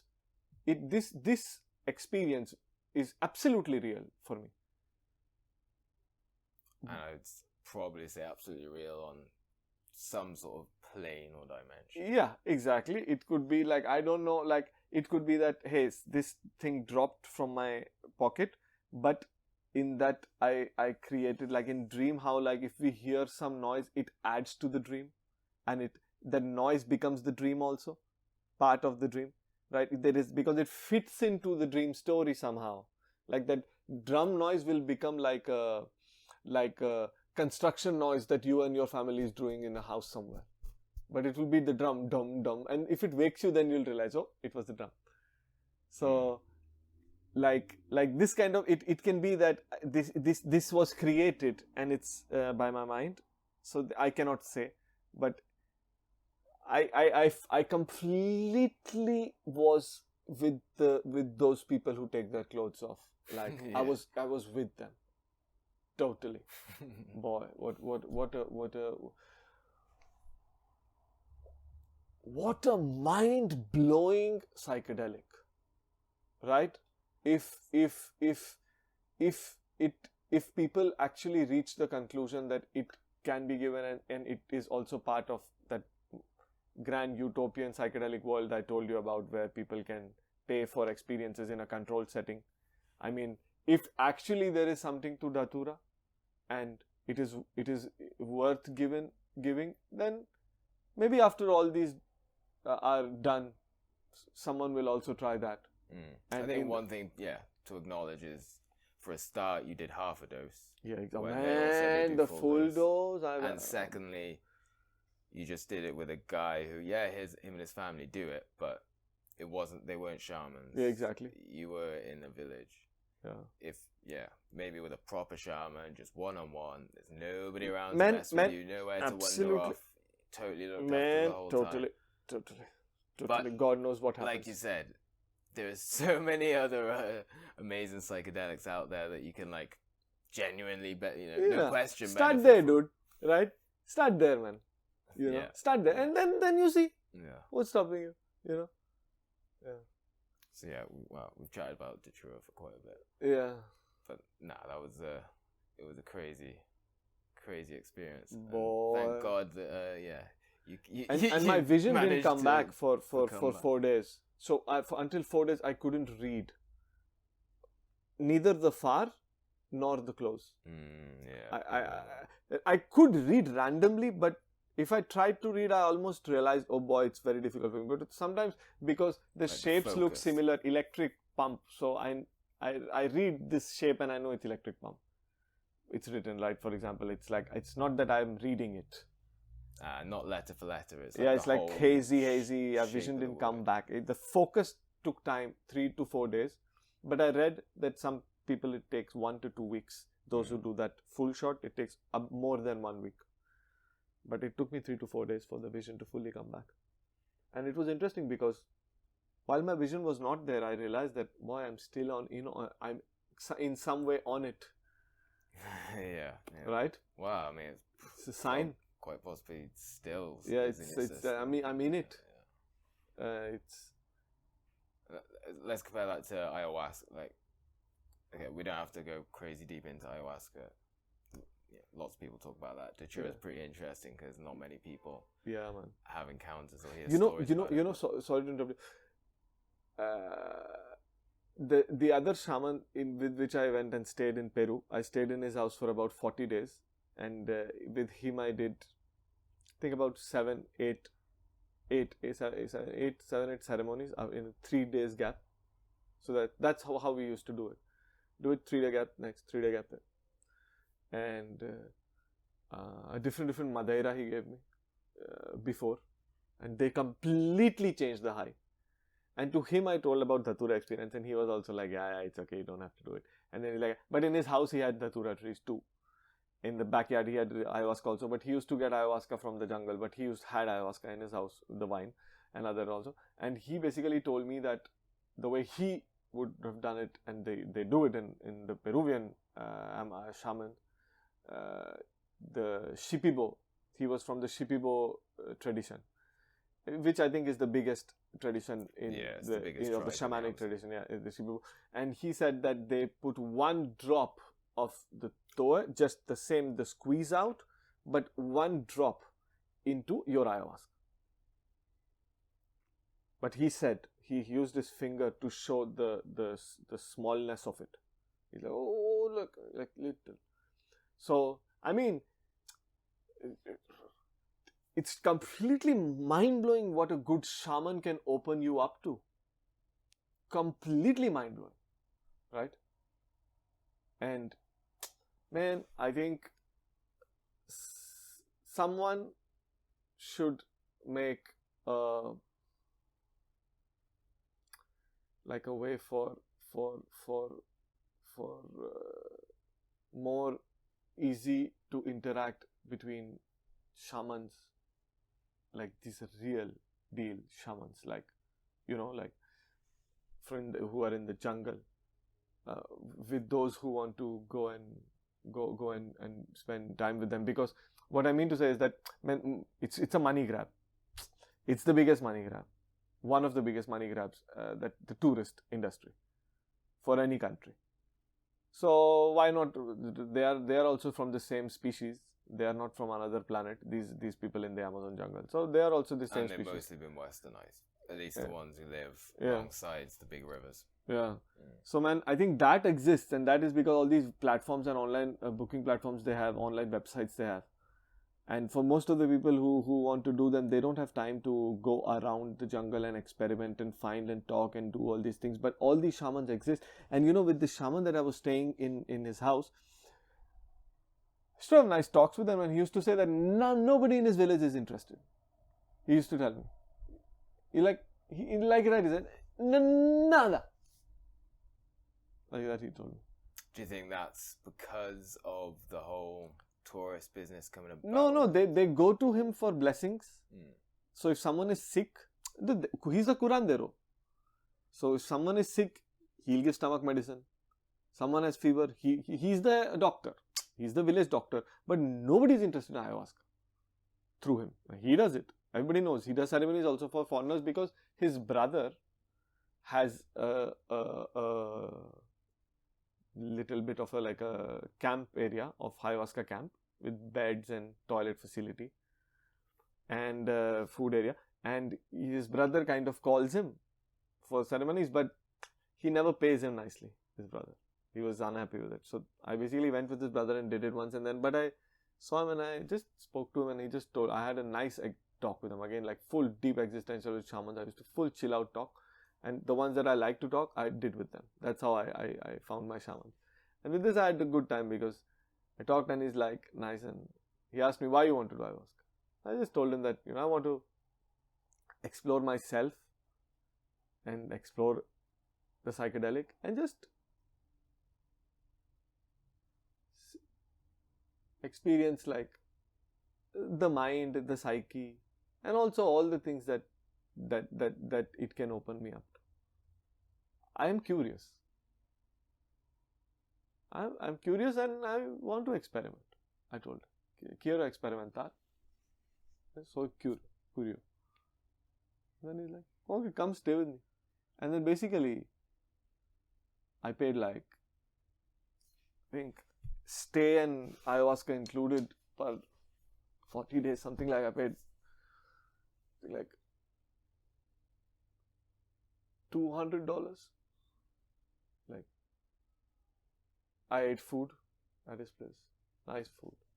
And he didn't do much diet restriction to me because, okay, that I didn't like about this shaman. But anyways, he has this situation is because it is difficult for him to give the strictest ayahuasca diet of which is a carbohydrate and a fish, which they do in Shipibo tradition. Just carbohydrate and fish. And carbohydrate, they have this farinha, which is the yuca and potato, rice or plátano. And fish, and madeira. You drink your the herb they give along with ayahuasca that they want to give at the time. And depends. Some give once every morning. This one, for example, will give one day before only. So if tomorrow is my ayahuasca session, one day before he'll give me the madeira, the herb, and he changes that herb. As he changes the herb, the ayahuasca trip changes. Boy, sometimes like I had so much vision. Sometimes it's like how like weed and ayahuasca, for example, and alcohol are three different highs, and like we cannot explain a high because we cannot explain a high. It's like exactly you can't explain the taste of the food. You can't explain the high. Like it's the same thing. And the same way I'm saying that even in ayahuasca, this madeira, which is these herbs that they give, they call them madeira. They change the high, and so it's two different highs. It's ayahuasca only, but if you do without this, if you change the madeira, it's like, man, it was ayahuasca only, but so different. But ayahuasca is, or yaje. Yaje is the drink you drink. Ayahuasca is the vine. Yeah. Ayahuasca has the stomach enzyme inhibitor in it. Yes, of course. So it's always a potion, isn't it? Yes. They put whichever DMT plant for the specific trip. So, and then there are many kinds of those ayahuasca. other herbs before that, and that's already in your system again. Yeah, exactly. So many. And with ayahuasca also there are variations. There are so many types of ayahuasca wines. There are like 3 that one shaman showed me in his garden only. He showed me. And he also said that one is called Panthera. It's called, and he's like, because it comes very fast, very high, very strong, and then goes away. And like, if I would have stayed longer with him, then this is the another one I'm talking about. He had a bigger place, but then he was all money minded. Like, what I say money minded is that like he charged $80 a day, US dollar a day, and okay, he had a bigger place, he had a big pond and everything. That's true, but okay. I mean, I went to this other. Like, do you want to talk about because I think you were taking the conversations at some point and I basically interrupted you, and now that interruption has gone completely off track. It goes where it goes. Keep talking. You were like, we've done too much talk of Datura and we should move on. So I think we just... We were talking about ayahuasca, that's... Yeah. Yeah. Yeah, I think, well, I was pretty lucky with mine where I had the idea going South America, like I'm coming here to learn Spanish, you know, experience things, hopefully do ayahuasca. Done lots of research in ayahuasca and stuff, very interested. I had like a book with me of like a Jeremy Narby, the Cosmic Serpent, that I was reading. So the place I get to, I'm like, I'll stay somewhere for like, I'll probably be South America like 6 months, start getting to learn some Spanish, and then I can speak with people and figure things out, like, you know, like you were doing, to find the right shaman. And then the first place I go to where I'm just there for like, well, originally thinking like a month to build an eco house. And then it turns out that the woman I was working for, she's friends with this local community, and I work with them, and then it turns out, once a month they do these ayahuasca ceremonies. And so like the shamans came up from somewhere in the Amazon on the border with Ecuador and Colombia, and they come up to this small town just outside of Quito, the capital. And that was sick. Yeah, it paid what, 30 quid a night, but it was all just local people coming with their problems, like drug addictions or health issues, or, you know, it was all like genuine issues. They're all local people. It's just me and the woman I was working for were the only gringos there. It was very, yeah, without looking for it, it just sort of fell on my lap, very authentic. That was a good experience. Definitely recommend ayahuasca. Nice. Don't know if I'll ever do Datura, but ayahuasca. Yeah, man. Amazing. It's amazing. Ayahuasca is amazing. My favorite is 5-MeO DMT. Hands down. Such a different psychedelic to every. It's almost like all of the others are in that one bucket. Hey, there is one. Okay, there are 2 psychedelics about which I'm curious, and about both of them I'm very scared. Both. Which ones? Iboga and Salvia divinorum. Salvia divinorum. These 2. Both, yeah. Both of them I want to try. Yeah. You also? Yeah. These 2 Iboga for sure. Again, go down to Gabon. Yeah, exactly. Proper ceremonial setting. Find like trust, like I have to like the setting, you know, like not like I have to be feeling completely secure. And boy, what a release then. Yeah, it's supposed to be even more intense than ayahuasca. Yeah. I've on the body as well. Yeah, and I've spoken to a few people who have done it. I'm assuming, have you also? Not. I've never met anyone who's. I met a woman in Ramana Maharshi Ashram in Tamil Nadu, the saint ashram I go to when I go to India. And this woman is from Netherlands. She's very old. Well, we are good friends, but very old. I don't know. She's above 70 easily. And she's healthy. She drives a cycle and everything. And to see her in a cafe, we started to chat about some here and there about Ramana Maharshi sometime, and then about psychedelics also. When I told her about Bufo Alvarius, and after me telling, she did it, and she really liked it. And she had done Iboga and ayahuasca in her life before, and she was talking about her Iboga experience, and she said that ayahuasca is like hazy. Shows you something, goes away, runs away, dance, and there is a dance, and something. When did you know there is this? And then that goes on, and then it's like a hide and seek, like a play, a dance. It's like a dance, ding ding ding, like with ayahuasca. And she said with Iboga, she found that it was so direct and instant. It was like, hey, you want to know this? That's it. Your asking of that also reveals the answer to that. I've heard that, yeah. Yeah. I've heard people, like, they tell you to, like, have 10 questions written down. And you go in there and you have, keep this piece of paper and, like, you go for this crazy trip, but then you just run through your questions and whatever way the answer will be most easily kind of understood, it will come to you, like whether you hear a voice or you have a vision or some sort of smell starts coming or feeling or just anyway, like it just the most direct possible way, you just get the answer for that. Yeah. And then salvia, obviously there's all those crazy YouTube videos of people doing it and just like jumping out windows and stuff. No, I want to do it in this Mexican town. I've heard Huetla something. Yeah. No, not Huetla. If you chew it, that seems to be the best. Yeah, and with those people who know, like in that town, that was really made popular by some American culture icon or celebrity who used to go there. Hamilton Morris. Yeah, maybe. And then there was this female shaman. Yeah. Yeah? It's the town shaman. Where it's, what's the name? Shaman. Yeah, it was the mushrooms. Mushrooms also there, exactly. Yeah, that's what it's famous for. No. She introduced this Westerner guy to the mushroom and and that town is known for Salvia divinorum also. Yeah. They also know that, the shamans there. But I've also listened to a podcast where a guy was saying, like, to smoke salvia, like, he'd invented a salvia pipe. And so the pipe has, like, 3 bowls. And they sort of rotate on a mechanism. So one of them is sort of connected to the stem. And then you sort of spin it, and then the next one will sort of, rotate onto the hole. So you put small amounts in each one, and then you just smoke the tiny little bit, and then you can do it yourself. I've heard this way it's very strong. And then I've heard this way it's intense and strong. No, I think if you do it like people on YouTube and they just do like big bong hits and stuff like that, yeah, you go crazy.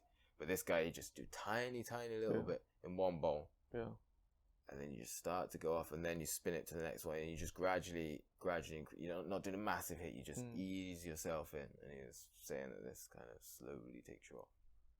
But I don't know, I've never tried. Wow. Remember we then went down to Iquitos after Pantoja. And like Iquitos is kind of cool. I don't know, it's a very crowded city, just very sort of flat grid-like with just tuk-tuks everywhere, motor taxis. But like the coolest part was like the shaman witch doctor market street. Oh. And like you walk down and there's like crocodiles and herbs and all sort of plants and bottles of concoctions and potions and there's ayahuasca and San Pedro and like all things you can imagine, like legally. Because we found that salvia, we tried to bring and do it, but it didn't work. I saw salvia and I was like, but then I realized it's sage and the salvia, or whatever. There's lots of types of salvia. Exactly. Yeah. And so weird of us to bring it and do it. Tried to roll a little joint with it, but nah, I didn't do anything. I would remember in that market. By the way, I really wanted to buy mapocho. I never got into tobacco. Since I was a kid, since I was 14, friends around, like my closest friends, the ones I hang out almost daily, they had started smoking. I smoked a few times, I never got into it. But because of ayahuasca, they do this mapocho. They smoke with the tobacco to cut and counter the high, like balance the high. Because it's just pure organic dried tobacco. Yeah, and it's the Amazonian, it's the jungle tobacco. And it's the way they see it, it's its own special plant in itself. Yes, it is. Yeah, it has a function in the big man. If you imagine, there are various views on how these Peruvian Amazonian have mastered this art or alchemy of ayahuasca to such a nice, fine and elaborate and like with so much depth, like in the sense they know with this what happens and then how it works with this, and there is like this also a different type of Icaros. and it has been refined with so much experimentation. And like I first, when I was once in the shaman, and I was in the ayahuasca, and I saw that, I felt so much gratitude for all the shamans who have spent life exploring this, because what I was doing with them was a culmination of thousands of years of, it's thousands, man. The word is not hundreds. For ayahuasca ceremony, the word is, it's more than, it's like a few 1,000-year-old practice. Unbelievable. And like, I felt so much gratitude. I just, when the trip was over, I always thank the shaman, but this time I said so nicely, I felt like thanking him. I thanked him. And once I was telling another guy the same thing, and he was like, he said that he sees it as not so much experimentation, and it's more like the plants telling them direct knowledge about them, like how by design, like the biblical, for example, it's by design, like this, like some, like the spirits. Yeah, Yeah, I didn't understand that actually. Probably the ancestors, the spirits of the plants themselves, like that. Communicating with different Communicating plants directly, that teach them how to brew other plants. Yeah. Something like this. Yeah. I mean, the main role of the shaman is very much to be in contact with the spirit world. Yeah. And they have all these spirit helpers, and they're going into the other states, especially more with like the healing stuff. Yeah. Yeah, I do think they have gained their knowledge from somehow some sort of natural things speaking to them. Yeah. I think it's a bit too bonkers to say that they've just trial and error. No, I think no, man. The psychedelic state itself is such a state of connectedness, right? If you start with that, and humans can reach these states without doing psychedelic, like I was saying, absolutely, like, just the drumming. All this, man.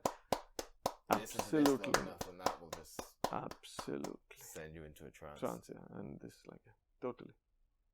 And there's so many experimentations with hundreds of types of meditation techniques, light, this sound, Sufis do like turn, and man, so many, like, it's just, it's one's own exploration, it's one's own exploration how one wants to flow in all of this.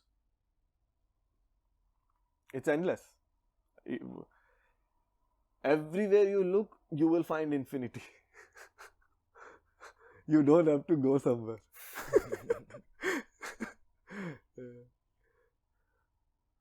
I think that's a good place to end. Nice, man. It's been good 2 hours. Sweet. It's nice, man. Nice. And when you told me that we are going to do like this, I was like, so like, I didn't know what to, I felt nice and weird, but I was like, I'll do a podcast. Like, I was like, I listened to some, but I never thought that I'll like, be a part of this kind of podcast. But like, I felt, why not? And it's nice, this. We had a chat and it's recorded. And just chill and stick the mics on and try and yeah. And hopefully we'll do another one again. Yeah. Nice. Oh, God.